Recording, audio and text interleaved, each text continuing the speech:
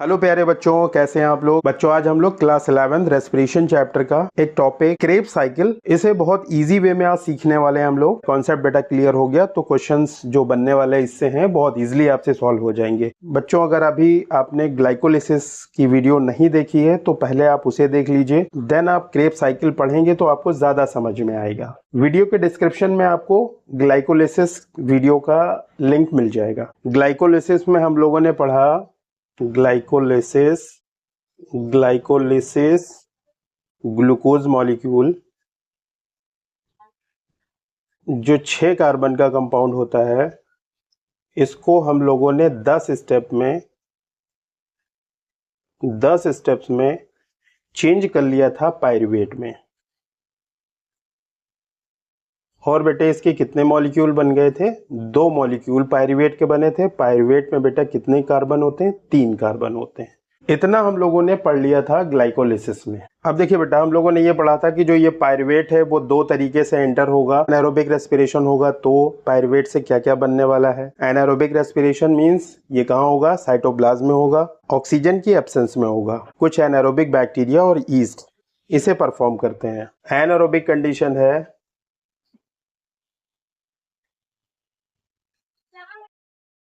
Anaerobic condition में होगा क्या बेटा? फर्मेंटेशन होगा। और फर्मेंटेशन के बाद 2 प्रोडक्ट बनते थे। एक प्रोडक्ट बनता था C2H5OH मींस एथिल अल्कोहल और प्लस CO2 का फॉर्मेशन हुआ था। और दूसरा स्टेप हम लोगों ने देखा था कि बेटा ये किस में चेंज हो रहा था? लैक्टिक एसिड में चेंज हो रहा था। लैक्टिक एसिड में फर्मेंटेशन के बाद साइटोप्लाज्म के अंदर। और ये बेटा लैक्टिक एसिड हम लोगों ने पढ़ा था कहाँ? ह्यूमन मसल्स में होता है। और ह्यूमन मसल्स के अंदर इसकी वजह से क्रैम्प्स कॉज होते हैं इन ह्यूमन मसल्स।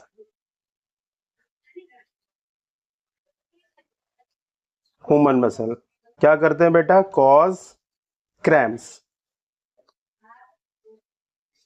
एक तरीके का दर्द। जब लैक्टिक एसिड का डिपोजिशन हो जाता है मसल्स के अंदर तो बेटा उससे पेन कॉज होता है। देखिए दूसरा तरीका बेटा इसका क्या हो सकता है कि एनारोबिक ये कंडीशन हो गई पूरी। अगर एरोबिक रेस्पिरेशन होगा तो एरोबिक कंडीशन में मींस वहां पर बेटा क्या है? ऑक्सीजन प्रेजेंट है। तो बेटा ये जो पायरुवेट है वो एंटर हो जाएगा इनटू माइटोकॉन्ड्रिया।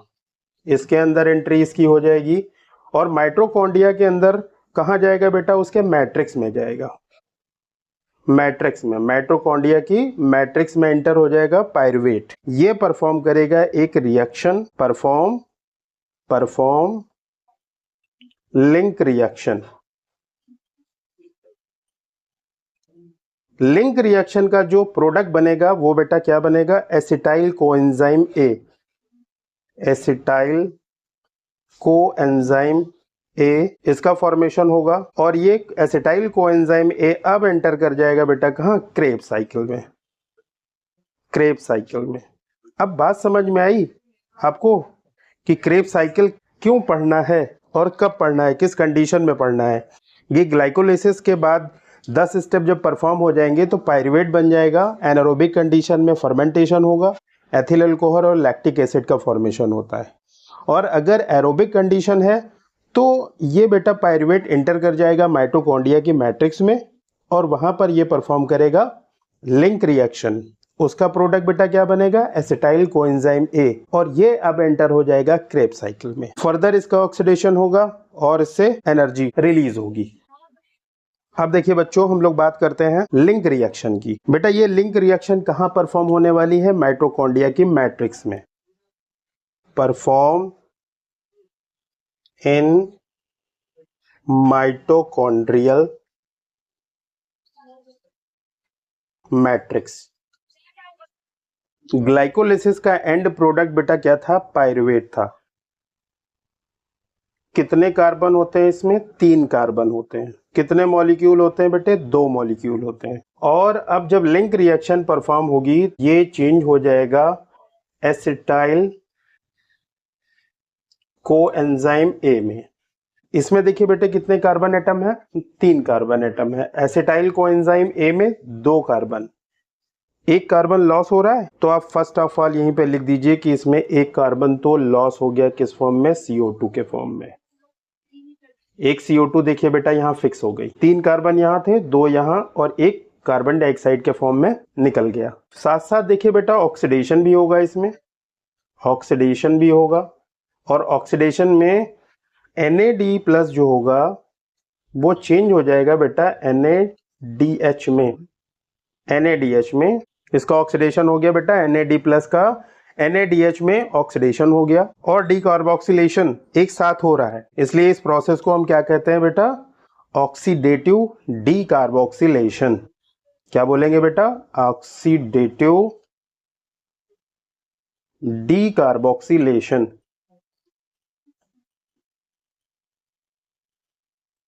क्योंकि कार्बन डाइऑक्साइड भी रिलीज हो रहा है और साथ साथ में इसमें ऑक्सीडेशन भी हो रहा है, तो हम इसको क्या बोल सकते हैं, ऑक्सीडेटिव डीकार्बोक्सिलेशन बोल सकते हैं। बेटा यहाँ पर एक एंजाइम यूज होगा, उस एंजाइम का नाम भी आप याद रखिए।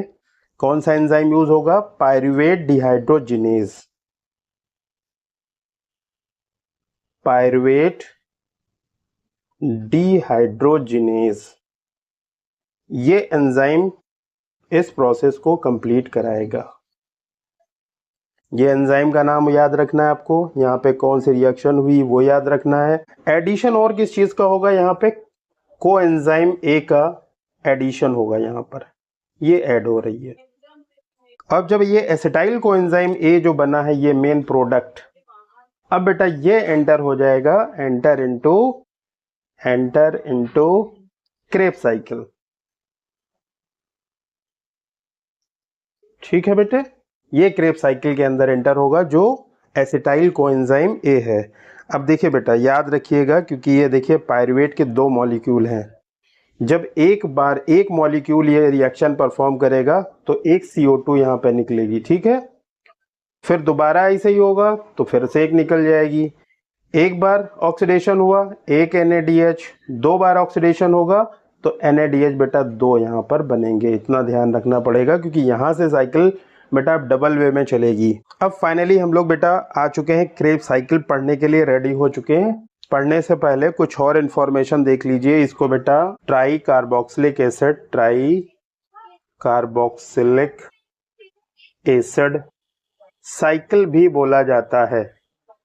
एक नाम ये हो गया, दूसरा और नाम क्या है बेटा, इसको सिट्रिक एसिड साइकिल भी कहते हैं, सिट्रिक एसिड साइकिल। ऐसा इसलिए बोलते हैं क्योंकि बेटा ये फर्स्ट इसका कंपाउंड बनता है, फर्स्ट कंपाउंड, पहला कंपाउंड क्या बनता है, सिट्रिक एसिड, उसके नाम पर इसको बोल दिया गया सिट्रिक एसिड साइकिल। ये कहां परफॉर्म होता है, perform in mitochondrial matrix, mitochondria के मैट्रिक्स में ये परफॉर्म होगी क्रेब्स साइकिल। इसको और किन किन नामों से जाना जाता है, एक नाम हो गया बेटा याद रखिए try carboxylic acid cycle, citric acid cycle, क्योंकि पहला प्रोडक्ट बेटा क्या बनता है, सिट्रिक एसिड बनता है, इस वजह से इसको सिट्रिक एसिड साइकिल भी बोला जाता है। ग्लाइकोलिसिस में बेटा जब हम लोगों ने पढ़ा था ग्लाइकोलिसिस, तो उसमें हमने पढ़ा था 10 स्टेप परफॉर्म होंगे, और बेटा जब हम क्रेब्स साइकिल पढ़ेंगे तो इसमें 8 स्टेप याद रखिए। कितने स्टेप्स, 8 स्टेप में होगा। उन स्टेप पे आप बहुत ध्यान दीजिए कि जिन स्टेप पे कार्बन डाइऑक्साइड रिलीज हो रही है उन स्टेप को ध्यान में रखना है। किस स्टेप में ATP बना, इस चीज को ध्यान रखना है। कहां पर NADH बनेगा, कहां पर FADH बनेगा, FADH2, ये कहां बनेंगे, इन स्टेप को बेटा याद रखना है। और कुछ एंजाइम आपको याद रखने जो आपके NCERT में दिए गए हैं, बस उतने एंजाइम के नाम आपको याद रखने हैं। ग्लाइकोलिसिस का एंड प्रोडक्ट बेटा पायरुवेट था। पायरुवेट एंटर करता है माइटोकॉन्ड्रिया के मैट्रिक्स में, लिंक रिएक्शन परफॉर्म होती है, उसका प्रोडक्ट बेटा बना एसिटाइल कोएंजाइम ए, ये उसका प्रोडक्ट बना। और oxalo acetic acid already mitochondria के मैट्रिक्स में प्रेजेंट होता है। ये दोनों मिल करके क्या बनाएंगे बेटे, ये दोनों मिल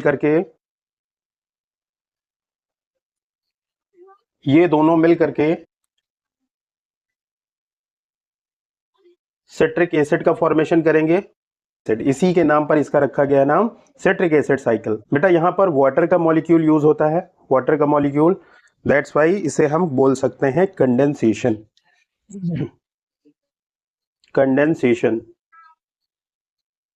फर्स्ट स्टेप याद रखिए बेटा, स्टेप बाय स्टेप आप इसको याद रखेंगे तो आपके लिए क्वेश्चंस को सॉल्व करना बहुत इजी हो जाएगा। पहला स्टेप बेटा क्या है, एसिटाइल कोएंजाइम ए और ऑक्सैलो एसिटिक एसिड ये दोनों मिलकर के सिट्रिक एसिड का फॉर्मेशन करेंगे। दोनों मिलकर के सिट्रिक एसिड का फॉर्मेशन करते हैं और बेटा इसमें 6 कार्बन के मॉलिक्यूल होते हैं। क्या बना इससे, आइसोसिट्रेट बनेगा, आइसोसिट्रेट। और बेटा इसमें भी कितने मॉलिक्यूल हैं, 6 मॉलिक्यूल हैं कार्बन के। आइसोसिट्रेट का फॉर्मेशन हुआ है और ये क्या है, isomer of citric acid, isomer of citric acid. Citric acid का बेटा ये क्या है, आइसोमर है, 2 हो गया। और स्टेप नंबर 2 में बेटा आप क्या चेंज देख रहे हो, citric acid change into isocitrate, और ये दोनों एक दूसरे के आइसोमर हैं।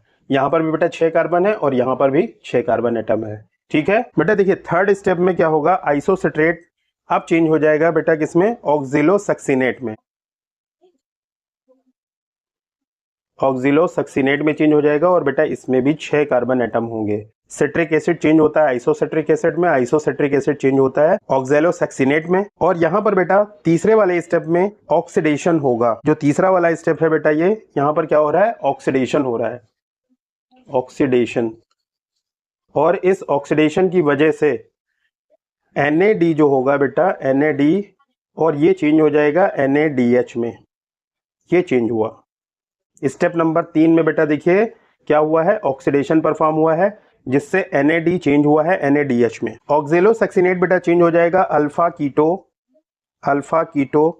ग्लूट्रेट, ग्लूट्रेट में चेंज हो जाएगा। और इसमें बेटा होते हैं 5 कार्बन के मॉलिक्यूल, कार्बन के 5 मॉलिक्यूल इसमें होंगे।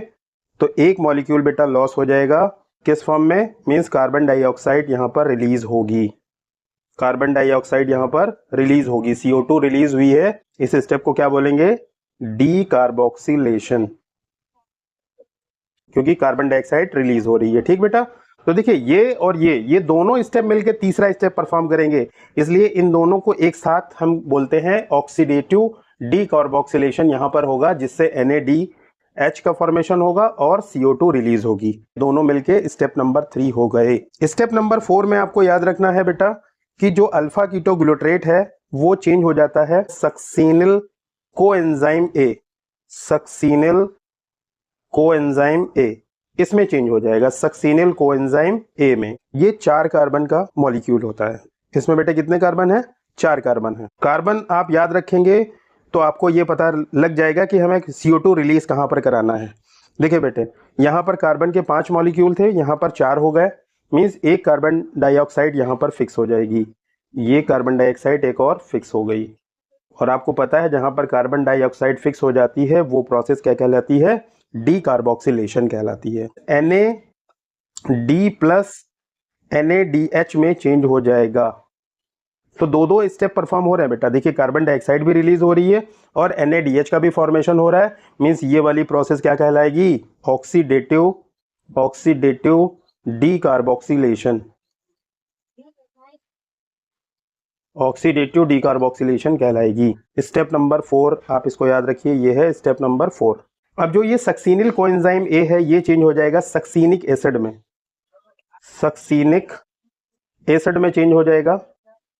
और इसमें भी बेटा कितने, 4 कार्बन एटम होंगे, यहां पर 4 कार्बन एटम होंगे। ये स्टेप नंबर बेटा 5 है। और इस स्टेप में आप देखिए कि एक चीज ध्यान देना है कि GDP से बनेगा बेटा GTP, इसको ऐसे याद रखिए कि ये इसमें चेंज हुआ।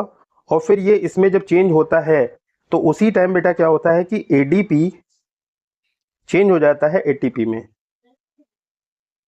मींस ये GDP में चेंज होगा, उसी टाइम ADP ATP में चेंज हो जाएगा। तो यहां पर जो ATP बन रहा है वो SLP है, SLP सबस्ट्रेट लेवल का डायरेक्ट ATP का फॉर्मेशन हो रहा है। ठीक है बेटे, स्टेप नंबर 5। स्टेप नंबर 6 में बेटा क्या याद रखना है आपको, सक्सिनिक एसिड चेंज हो जाएगा फ्यूमरेट में, फ्यूमरेट, फ्यूमरेट में चेंज हो जाएगा। और फ्यूमरेट में भी बेटा कितने 4 कार्बन होंगे। और जब ये बेटा इसमें चेंज हो रहा होगा, ये इसमें चेंज हो रहा है, तो FAD जो होगा, FAD ये चेंज हो जाएगा FADH2 में, FADH2 में। ये स्टेप नंबर कौन सा हो गया? Step number 6।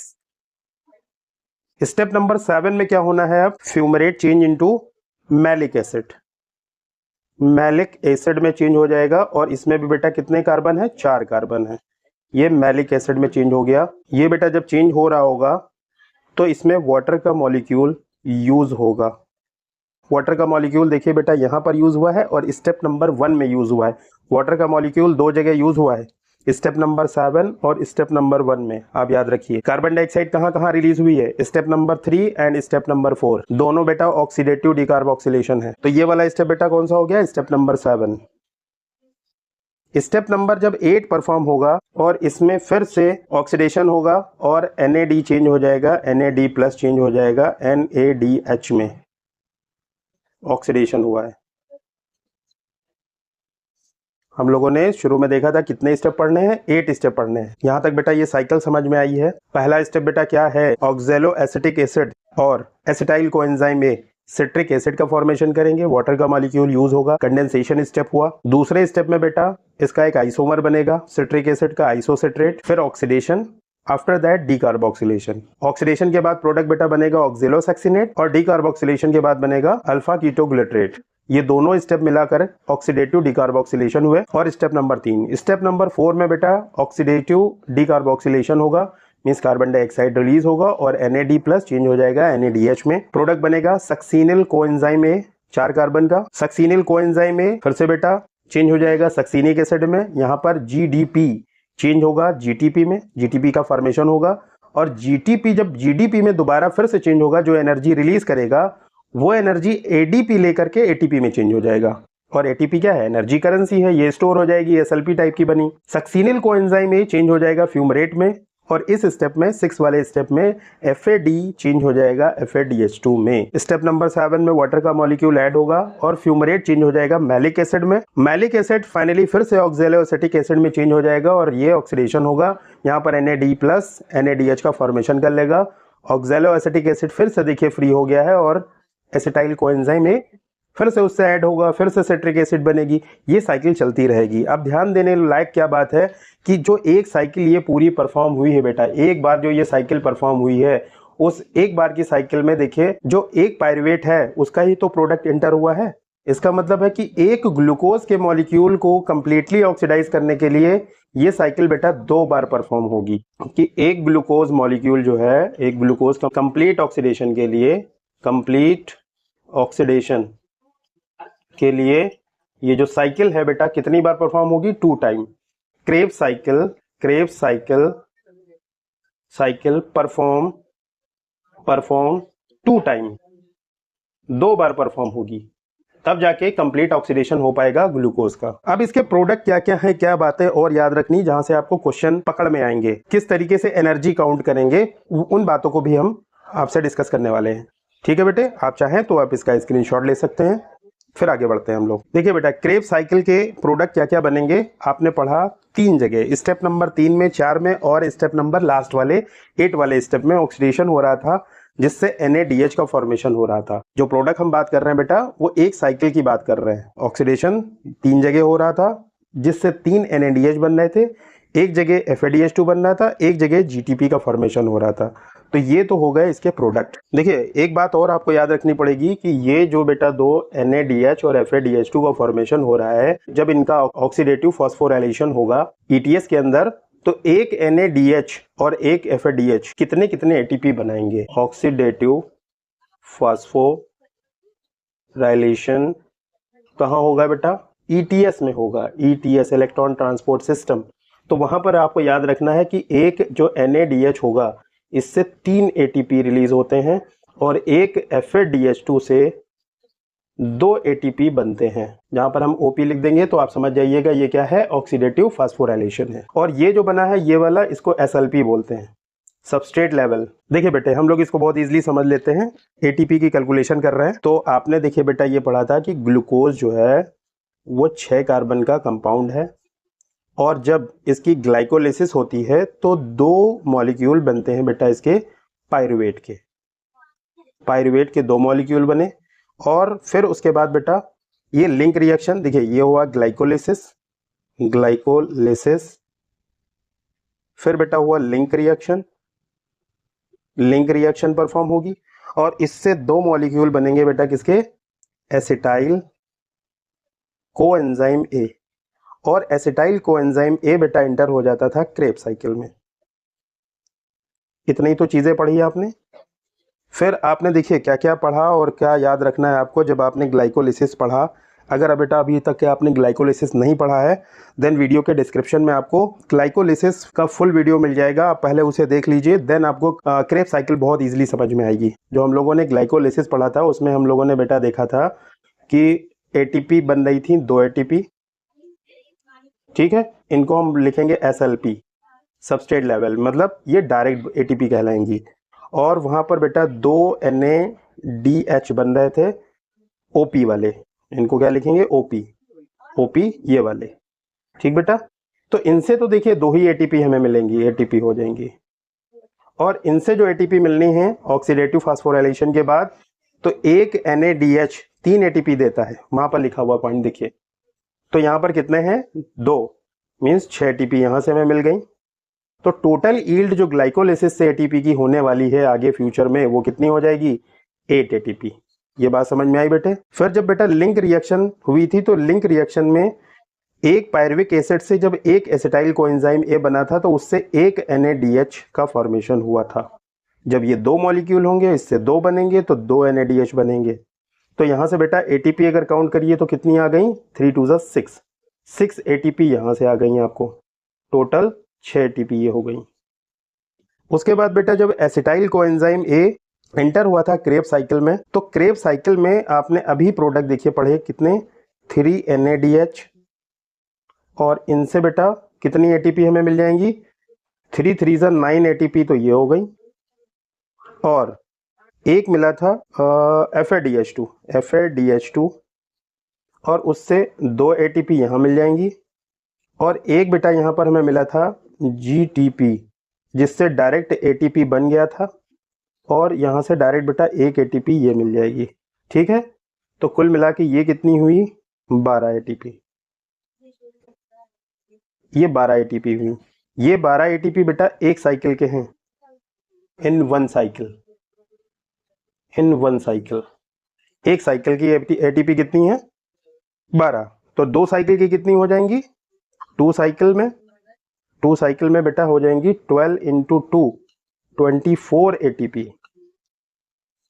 तो आप कैलकुलेशन कीजिए, देखिए 8 एटीपी आपको यहां से मिली, 6 एटीपी यहां से मिली, 24 एटीपी यहां से मिली। तो जरा जोड़िए, 24 + 6 30, 30 + 8 38, टोटल यील्ड कितनी हो गई। सबसे मिला के बेटा अगर देखा जाए तो टोटल यील्ड जो हुई एटीपी की वो 38 एटीपी हो जाएंगी।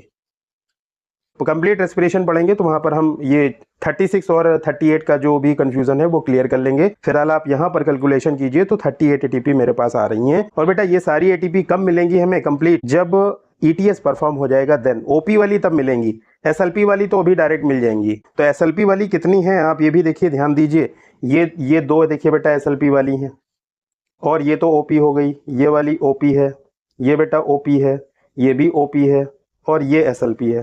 तो टोटल SLP वाली कितनी हो गई, देखिए ये दो बार साइकिल परफॉर्म होगी तो दो ये हो गई और दो ये हो गई, तो 4 SLP होती हैं, ठीक है।